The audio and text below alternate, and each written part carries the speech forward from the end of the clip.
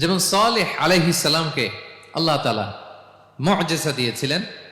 তার জাতির কাছে যখন তিনি দাওয়াত দিলেন, তারা বলল, সালেহ তুমি যে নবী এটা আমরা বুঝবো কি করে? এক শর্তে আমরা তোমার উপর ঈমান আনতে পারি। সাল্লাল্লাহু আলাইহি ওয়াসাল্লাম বললেন, কি শর্ত?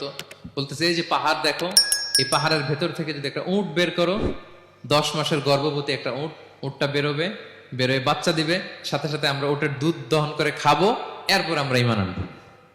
চিন্তা করছেন কত শর্ত? পাহাড়ের ভেতর থেকে কি বের করে দেখাইতে হবে? উট। উনি আল্লাহর কাছে দোয়া করলেন, আল্লাহ বললেন কবুল, তবে কথা না শুনলে কিন্তু খবর আছে। বলছে ঈমান আনবে, ঈমান না আনলে কিন্তু খবর আছে। উনি দোয়া করলেন, আল্লাহ কবুল করলেন। পাহাড় বিদীর্ণ হয়ে একটা বিশাল আকৃতির উট বের হয়ে আসলো, 10 মাসের গর্ভবতী উট। মুহূর্তে এটা ডেলিভারি করলো একটা উটের বাচ্চা, এবং দুধ দিতে আরম্ভ করলো, ওলান ভর্তি দুধ। সবাই পেট ভরে দুধ খেলো। খাওয়ার পরে কয়, তুমি জাদুকর।